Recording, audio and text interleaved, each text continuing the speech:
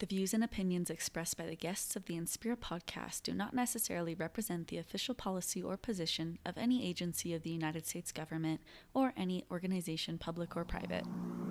1, 2, 3, 4. Welcome to the Inspira Podcast, hosted by your girl, me, Erika Mueller Chen.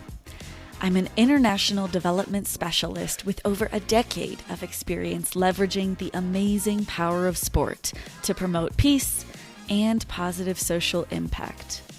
My career has allowed me to live in Europe, Southern Africa, and Latin America. In 2022, I accepted an offer for my dream job in sports diplomacy.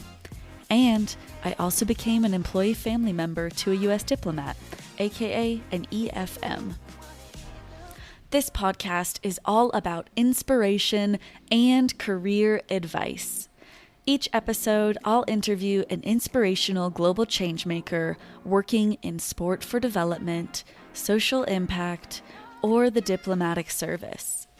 This series is perfect if you have interest in breaking into one of these sectors, or you've already landed that dream role and are keen to learn from thought leaders. Enjoy today's episode and stay inspired. By myself, I didn't expect working in the sports sector, to be honest. What I found is that there are similarities between sports sector and public law and policy. And that is the way we solve problems. What I learned and studied through public law and policy, when you encounter some social problems, we try to solve them from an economical manner or a communicational manner. Welcome, friends. Today's special guest is Etsuko Yamada. Etsuko previously worked for the United Nations Office on Sport for Development and Peace, also known as UNOSDP, based in Geneva as a program officer.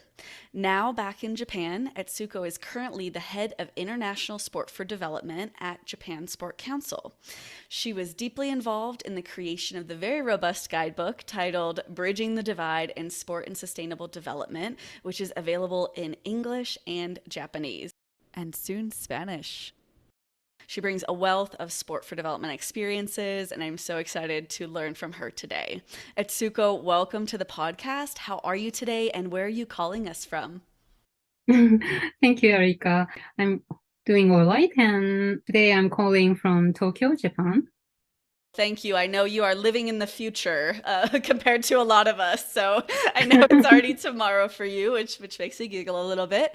Well, one thing I like to do before we jump into the questions, Etsuko, is because I've titled this podcast Inspira, I like to start with a little bit of inspiration. And Etsuko, you inspire me because we were actually able to collaborate briefly. I think it was back in 2015 or 2016 when you were in Geneva and I was working for a Paralympic NGO. And I think at the time, the team I was on were implementing partners of a project in Haiti. And I think you were working on overseeing the entire project from afar. And all of our interactions were just so organized, so calm and peaceful and nice. And you were just so supportive of that project and of the team I was on. It was a real pleasure. And I'm so happy to be staying connected with you after all of this time. One more thing that I really admire about you and your journey is that you've gained such impactful experiences in the sport for development sector on a global scale, as well as in your home country of Japan. Wow, thank you so much for your kind compliment. I'm so happy to hear that. Etsuko, to start with, I can ask you to share a brief overview of your career journey and perhaps what led to your interest in the sport for development and peace sector. Sure. I have been engaged in the sports sector since 2009. And at the beginning, I was involved in high performance sport as a member of national project, which aimed at winning more medals at 2012 London Olympic Games by utilizing sport science, medicine, and intelligence. So it was after 2012 that I started working in SDP field. And as I have seen that the national budget for sport has been increasing year after year in Japan, especially after Japan won the bid for Tokyo 2020 Olympic and Paralympic Games. I often contemplated that what is the public interest to invest in sport, which mainly led me to this SDP field, I think. So at that time, I thought if sport could really contribute to solve social issues, then there would be relevant that the government invest in sport. So that's how I was involved in SDP field. That's really interesting to think about the performance side of sport, which probably most people in the world are much more familiar with, and then transitioning to the development side and really that impact on people and communities is really meaningful. I would love to know a little bit more about the landscape in Japan and perhaps what types of organizations or what types of priorities related to sport for development and peace have you been able to observe? Well, so I would say that SDP is still new in Japan. According to the survey that our organization, Japan Sport Council, conducted in 2017, many people answered they had no idea of using sport as a tool for development peace, and they didn't know how to take SDP policy. So that's why JC tries to raise their awareness about SDP and tries to embed it into their policy and strategies now. So that's true that there are some sport for development peace organizations, whether they are the national federations or non-governmental organization, non-profitable organizations, but I wouldn't say there are so many in Japan. Do you feel like that might change in the future, or is it kind of hard to know and anticipate? Well, I think they have just started understanding the usefulness of sport as a tool. So I hope that trend would change in future, and our organizations try to make them understand its usefulness all over Japan.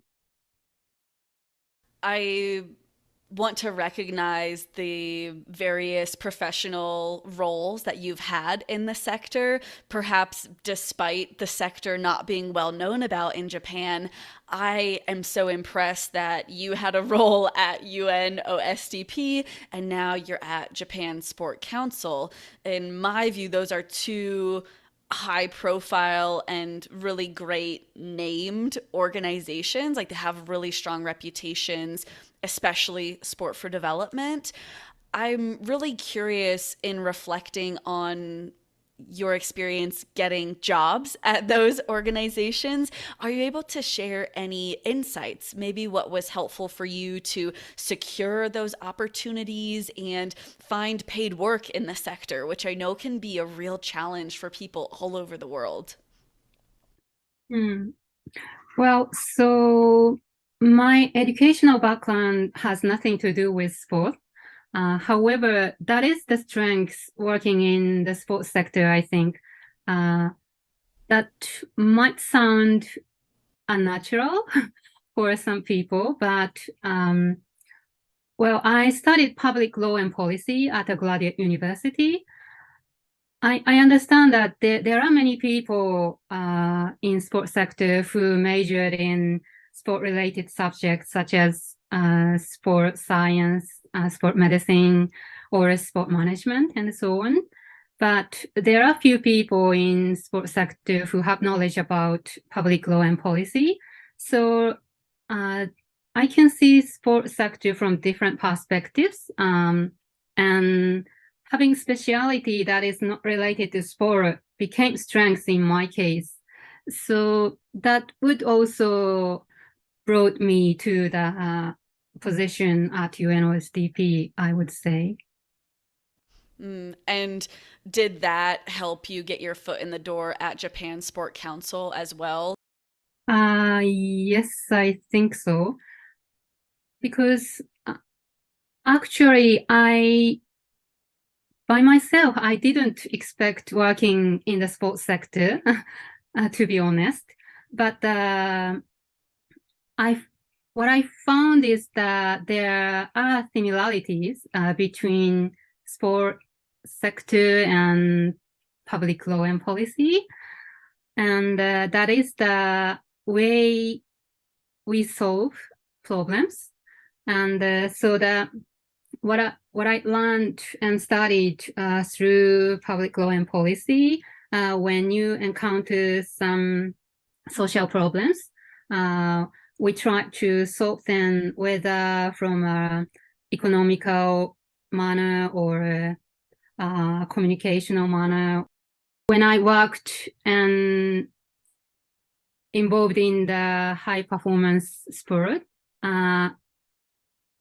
of course, there are totally different fields, but the way we approach is the same things in order to raise the high performance.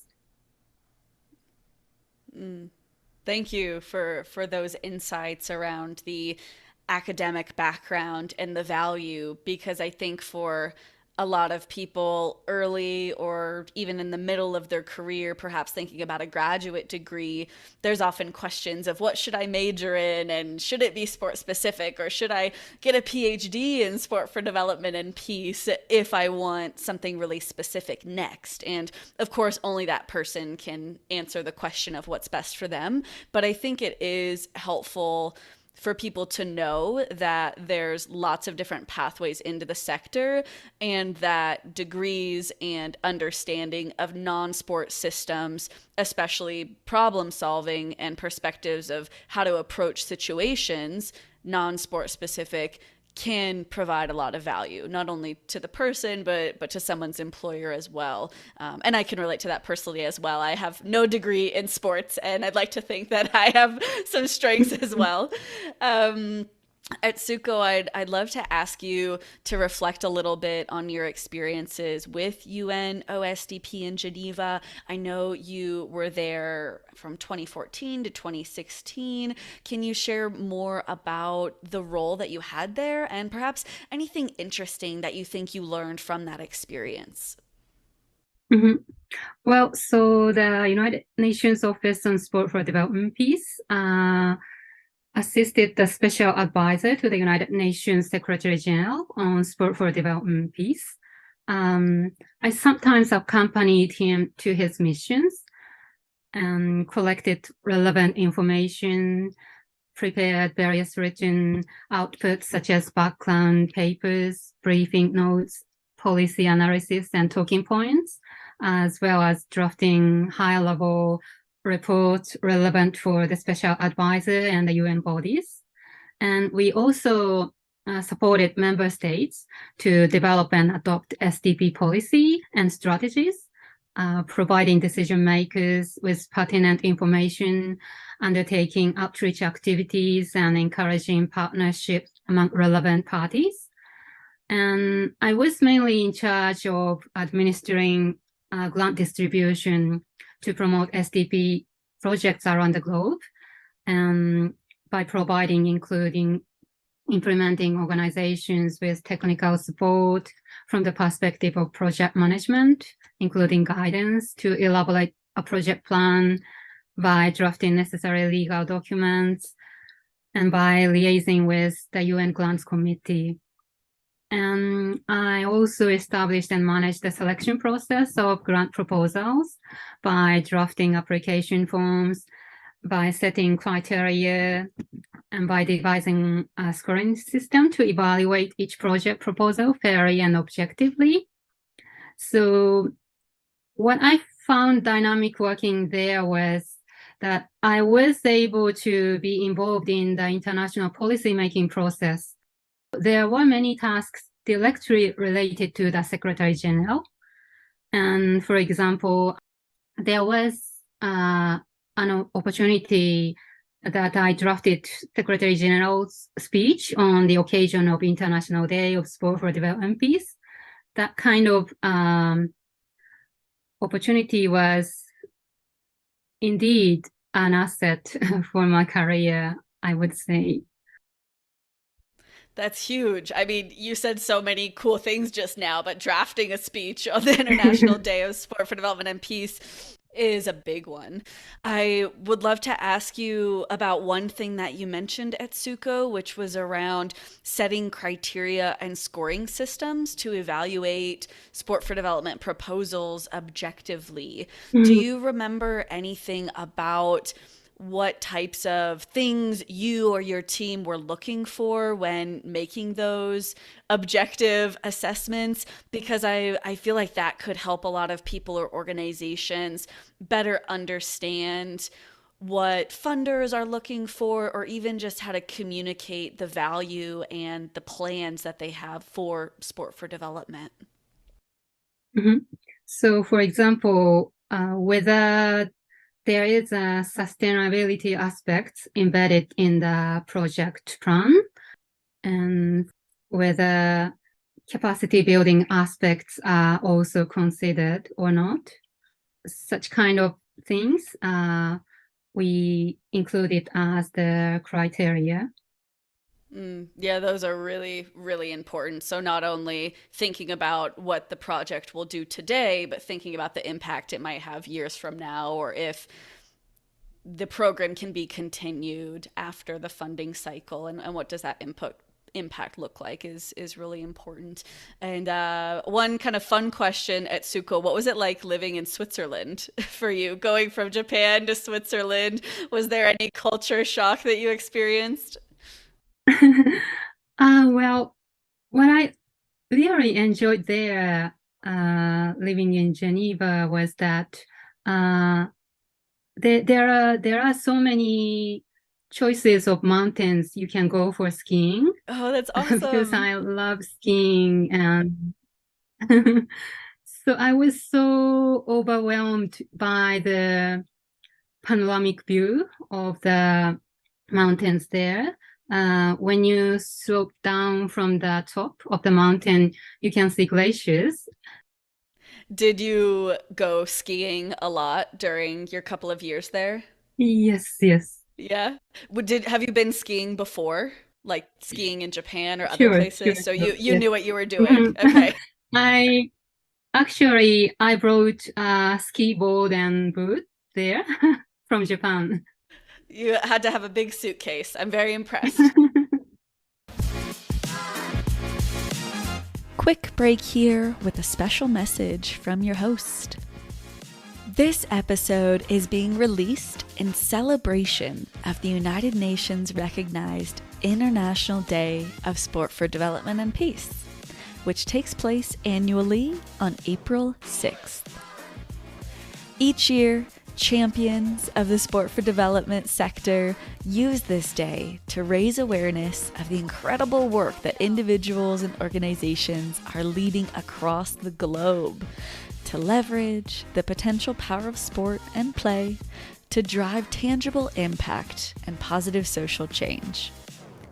I hope that listeners, whether an enthusiast, a skeptic, or a novice in this space, that you find the conversations I facilitate on the Inspira podcast to be informative and inspirational. If you enjoy this podcast, you would be a rock star if you went ahead and gave it a 5-star review with a complimentary written sentence or two on Apple Podcasts or your chosen podcast platform. Enjoy listening, and happy April 6th, everybody. 3, 2, 1, yeah. Etsuko, now thinking about what you're doing at Japan Sport Council as head of international sport for development, I'm wondering if you can share more with us about the goals and activities of Japan Sport Council and anything that you oversee in your purview of international SDP. Mm. Well, so as a national agency under the government, our organization, Japan Sport Council, is trying to raise awareness of the usefulness of sport as a tool for peace and development, and also try to embed it into the local policy and strategies of organizations as well. So in order to do such kind of things, we have conducted research and analysis of local sport for development peace policy. In Japan, there are 47 prefectures and more than 700 cities and so on. So targeting those municipalities, we try to grasp the current situation of local municipalities and the potential of SDP, what kind of challenges they are facing, and which areas we could or they could embed SDP into their local policies, and not only dealing with the national issues, we also have been involved in the global project as well, because based on the basic act on sport in Japan, promoting international exchanges and contributions through sport is one of the principles mentioned there. So that's why we are eager to involved in the global activities as well. So in that perspective, our organizations actively involved in a global project to develop, test, and validate common indicators for measuring the contribution of physical education, physical activity, and sport to prioritize SDGs and targets. That is the Action 2 of Kaizen Action Plan, adopted at the MINEP 6 in 2017. And together with the Sport and Deaf organizations in Switzerland, we try to build capacity for those work at a strategic level in implementing policy and managing projects in the field of sport and sustainable development. So that's why we have developed a guidebook, both in English and Japanese, you kindly introduced. That's wonderful. It sounds like you and Japan Sports Council do a lot of really important work with different stakeholders. It sounds like to me a lot of the work that you've done in recent years is really around advocacy and policy. And I recognize some of the other people I've interviewed are consider themselves practitioners and maybe are sport for development coaches or trainers or M&E specialists, and maybe are working with one community directly or one sports program directly. And so I think what's interesting about your experience is that advocacy and policy is a different type of conversation and a really important piece of sport for development. I'm wondering if you can share anything that you've learned about the policy making process and perhaps sports' role in that, or sport for development's role in that.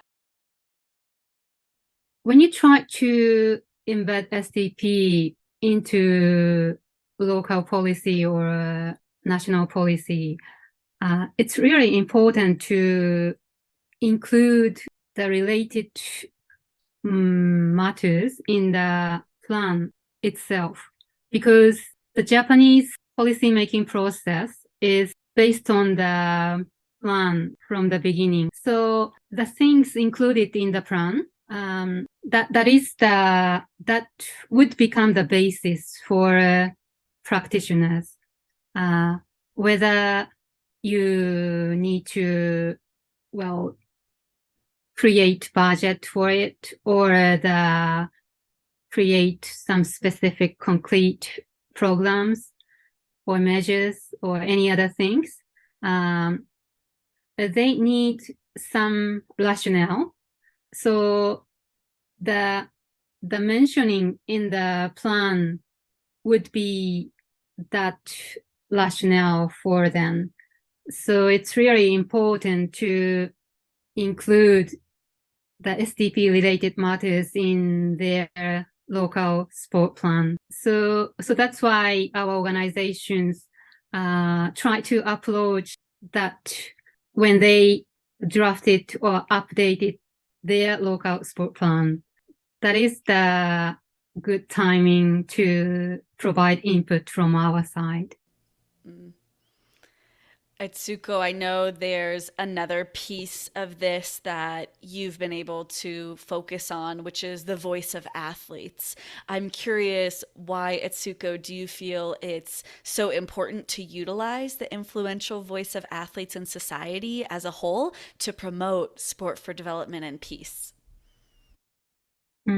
So when I was in the high performance sport field, I had worked with the Japanese canoe sprint team, and I accompanied them to every training camps overseas, and for the occasion of the 2012 London Olympic Games,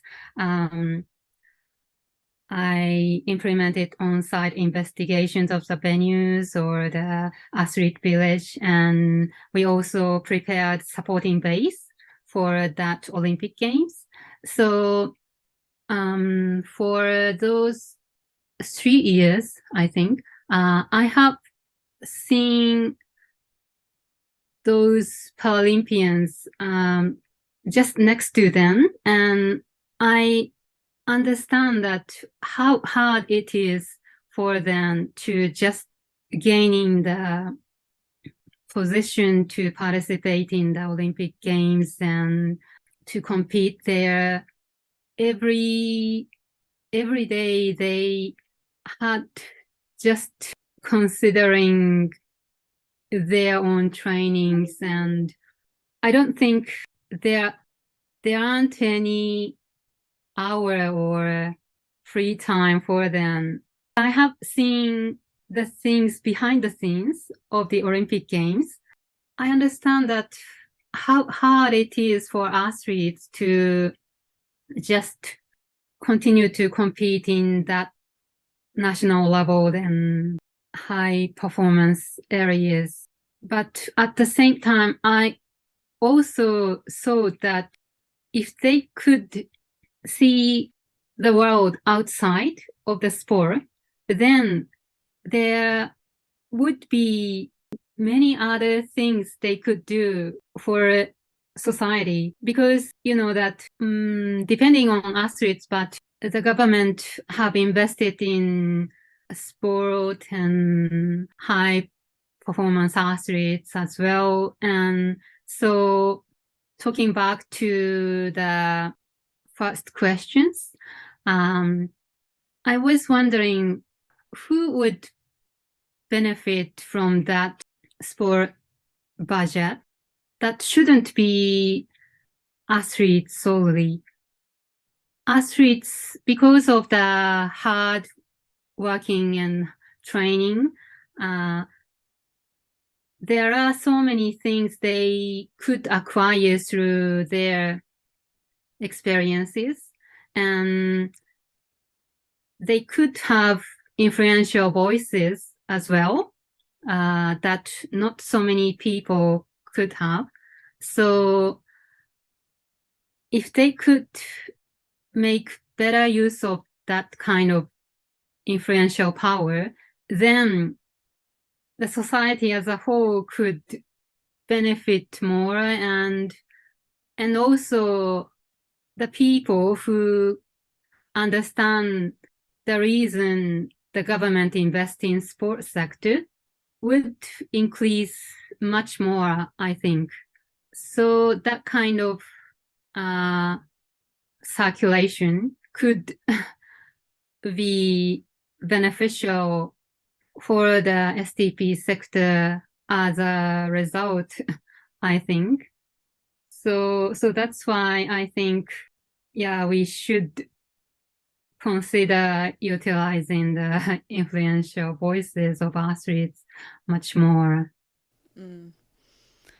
I agree. And you mentioned some of the challenges with that, whether it's the amount of time that athletes have to give to things other than their performance.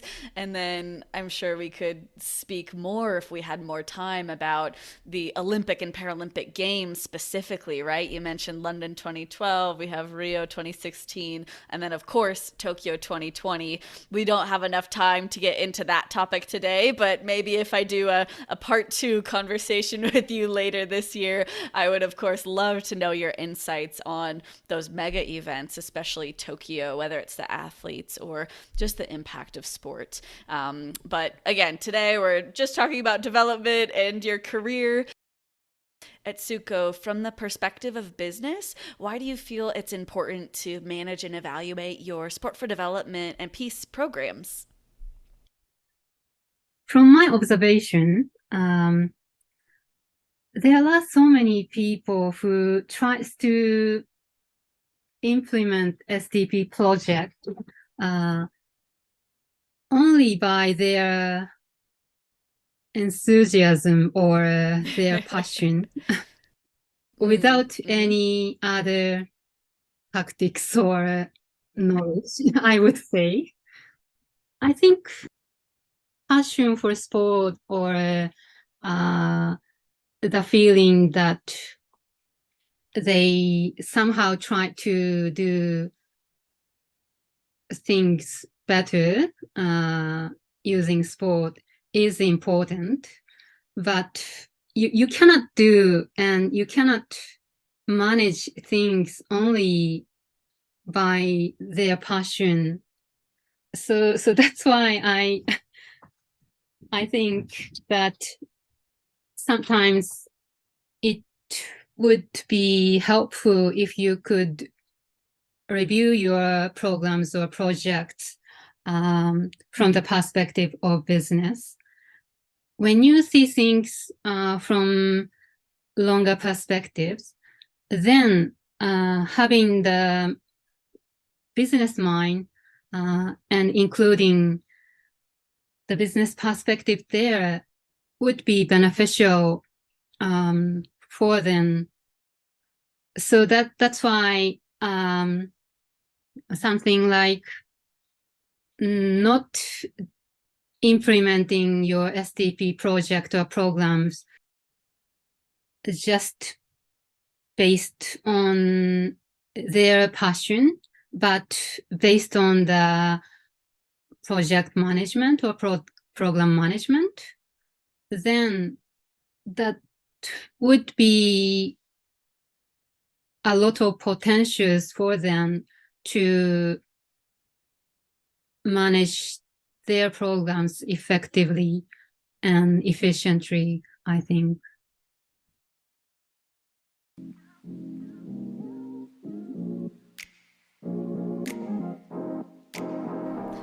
Now that we know more about our guest's career journey, the rest of our conversation will allow us to have some fun and get to know our guest on a personal level through some rapid-fire questions. We'll then start to wrap up with pointed questions focused on advice and how our listeners can transform interest into action. Enjoy the rest of the conversation.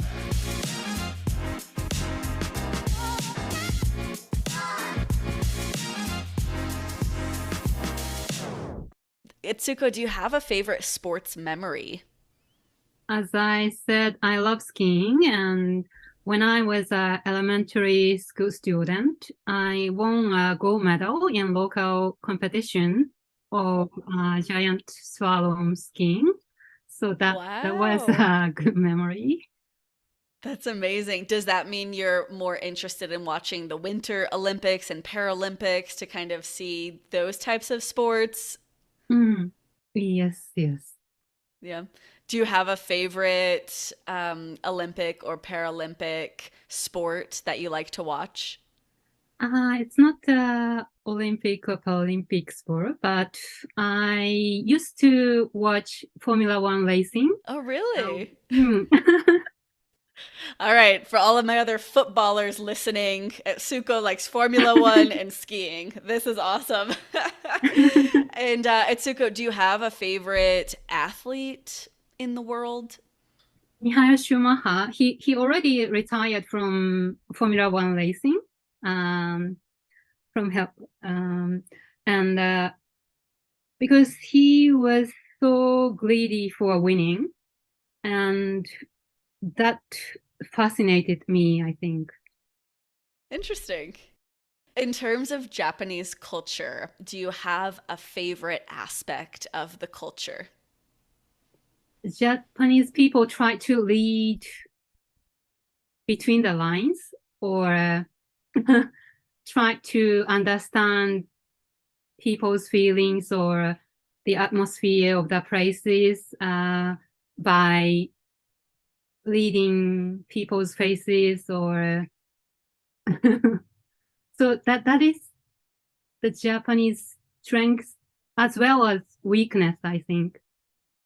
Um, I but I like it. Etsuko, I haven't asked you this before, but have you lived in Japan or in Tokyo the majority of your life, other than those couple of years in Geneva, Switzerland? uh, yes, I in Japan. I was born and brought up in Sendai, the northern part of Japan. So, and and I also lived in Chiba Prefecture next to Tokyo. Mm. Wonderful, wonderful. And do you have any other fun hobbies or interests that we haven't discussed? I know I've learned a few new things about you today, from your skiing gold medal to your interest in Formula One. Is there anything that, yeah, that might interest the audience a little bit? Well, I like playing violin, Hmm. and I also love cooking. I Hmm. often bake cookies and cakes, and yeah, every day I cook. You know, do your sport activity and then eat the cookies, and I'm sure they're delicious. So, what advice might you give to someone who dreams to have a career in sport for development and peace? Try to learn as many other things uh, outside of sports as possible. That is my advice. And it works for you, as you mentioned. So that's really, yeah, yeah, personal advice that works for you. It's great. What resources are you aware of that you might encourage others to take advantage of? I know we've mentioned the Bridging the Divide in Sport and Sustainable Development. I'll definitely link that because that's in Japanese and in English, and it's a really robust guidebook. I will definitely recommend reading Harnessing the Power of Sport for Development Peace. That is the resource published in 2008 by SDP International Working Group, Right to Pray.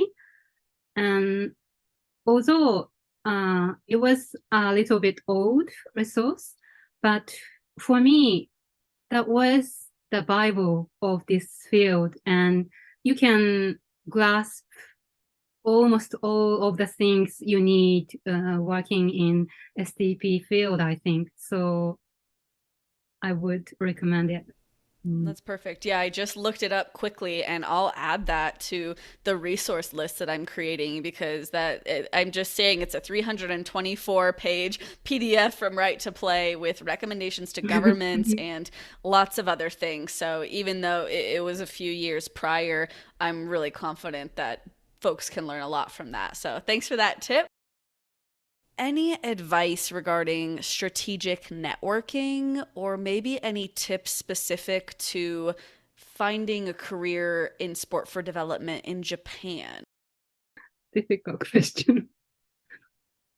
What would you answer if you ask such kind of question in your society?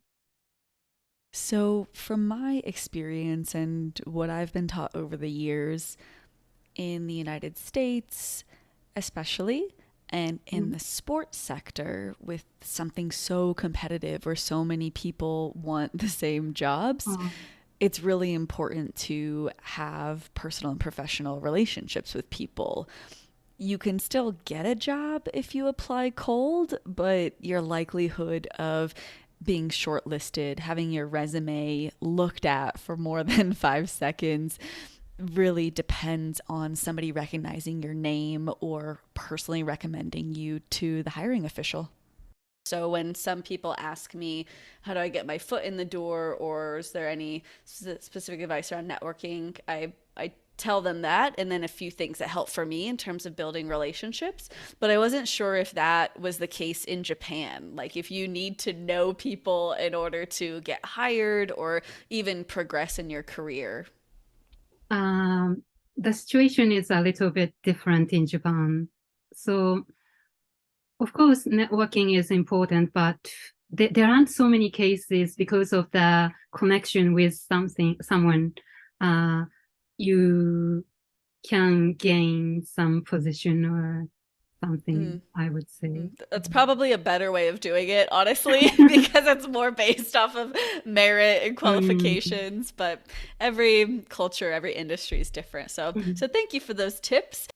Well, my final question, Etsuko, that I get excited to ask all of my guests is, what or who inspires you? And if you feel comfortable, I would love to ask you to answer in Japanese and then perhaps give us an English translation. It's not related to SDP though, but what I have always in my mind is that 今日一日を大切に生きよう. That means carpe diem in Latin, and so make the most of today. If I translate it into English. Well, you went above and beyond my question because you gave me 3 languages, not just 2. So thank you, Etsuko. It's been a pleasure. Thank you so much for your time. Thank you so much, Erika. I really enjoyed discussing with you. Thank you. Thank you so much for listening to today's episode of the Inspira Podcast with Erika Mueller Chen. I really hope you enjoyed the episode and found it useful. Be sure to check out the show notes for links and resources. Specifically, my LinkTree is there with tons of awesome information. Feel inspired to take action today? I've got 3 action steps you can take right now because you know your girl likes calls to action and the number 3. So here goes. Number 1, sign up for my mailing list by adding your email address. Number 2, check out my global resource hub and send it to someone in the sector who may be interested. Number 3, buy me a coffee. Or, if you know me, this will actually be a hot cocoa. Your support will help make sure this passion project prospers. All of these links are available by visiting my LinkTree. Until next time, stay inspired.